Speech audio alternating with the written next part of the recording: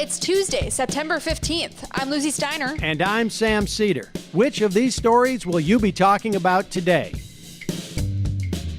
An explosive internal memo obtained by BuzzFeed News shows the massive destructive influence Facebook has had over politics and violent conflict in dozens of countries. Meanwhile, Donald Trump and Joe Biden trade barbs over the climate catastrophe, while the president tweets that he wants to do a 4-hour debate with his challenger on Joe Rogan's podcast. Yep, it's gonna be a stupid kind of day, folks. And lastly, on that note, the stupidest man alive has struck again. You are listening to Majority FM's AM Quickie, and these are the stories you need to know. Quote, I know that I have blood on my hands by now, unquote. That's what Facebook data scientist Sophie Zhang wrote on her last ever post on Facebook's internal message board before she was fired. Zhang's post was leaked to BuzzFeed News. The information it revealed is both horrifying and of public interest. The main gist of the post deals with what Facebook calls, quote, inauthentic activity around politics and elections. Zhang wrote that her team detected widespread disinformation campaigns and fake account networks at work for various political causes in Honduras, Azerbaijan, Ukraine, Bolivia, Ecuador, Spain, India, and the United States and others. These cases influenced everything from elections to bloody revolutions and governmental responses to the coronavirus pandemic. Some of them Facebook took action on, some of them they did not, because Zhang said her team was often forced to deprioritize certain cases due to their own workload. Basically, the people in charge of making sure Facebook doesn't ruin elections are overworked, and things are slipping through the cracks. Zhang wrote that Facebook leadership often didn't care much about the democratic process in smaller companies, and only acted when she repeatedly raised the issue internally. All of this has led to her leaving the company and allegedly turning down a $64,000 severance package so she wouldn't have to sign a non-disparagement agreement and could criticize the company publicly.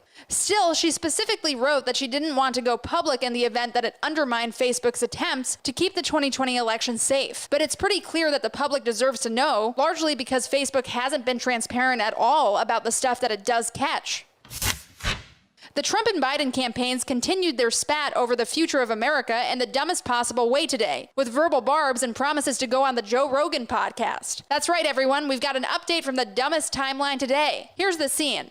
Trump once again has said, quote, I don't think science knows, unquote, in relation to the causes of the massive wildfires sweeping the West Coast. This is stupid because science does know. It's decades of negligent policy that has enabled corporate interests to create a rapidly warming, drastically flammable ecosystem that bursts into flame at every possible opportunity. In response, Biden called Trump a, quote, climate arsonist, which means, well, I'm not completely sure what it means. That Trump is responsible for climate change? I guess. That Trump is actively trying to enable the forces who have changed the climate? Also true. Okay, we figured out what it means. You'd almost be forgiven for forgetting that Biden himself has been dragging his feet on climate change for years. Since winning the primary, he's released a slightly more promising climate plan, but still has obstinately refused to outright denounce harmful practices like fracking.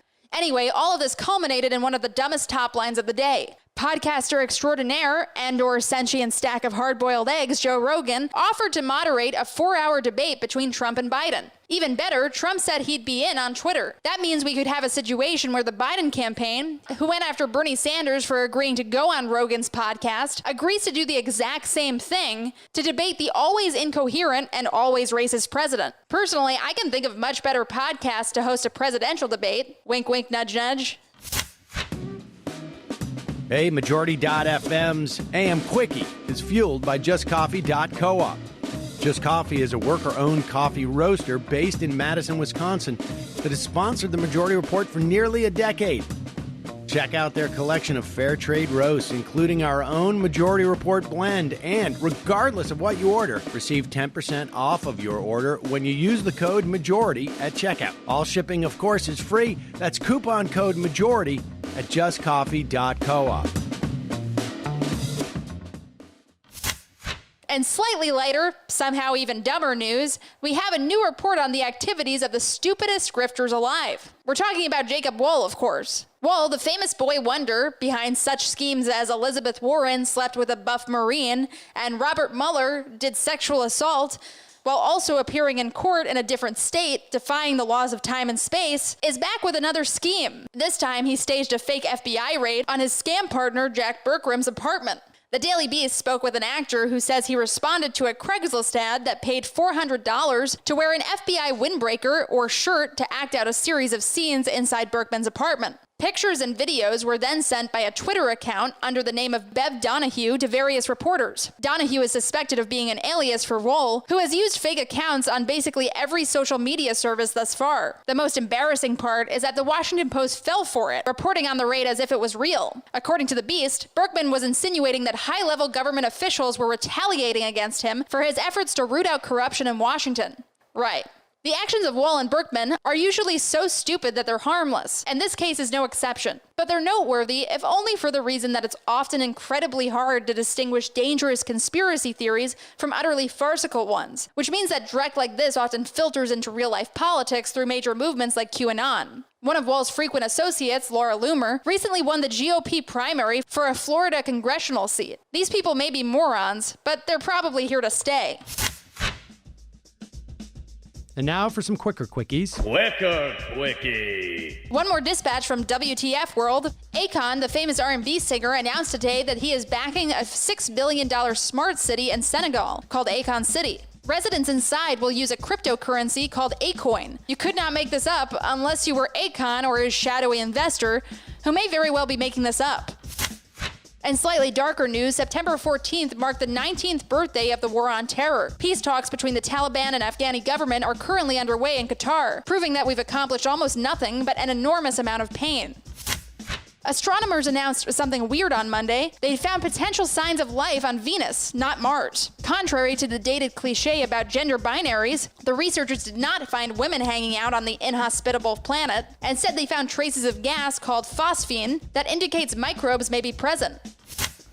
And finally, a federal judge in Pennsylvania ruled that Governor Tom Wolf's coronavirus lockdown orders were unconstitutional, saying that, quote, even in an emergency, the authority of our government is not unfettered, unquote. It's not too likely that this will have national implications, as the Supreme Court has upheld California restrictions on religious gatherings, and many other courts have upheld similar rulings. Quicker Quickie. That's all for the Majority Report's AM Quickie today. Stay tuned for the full show later with Sam.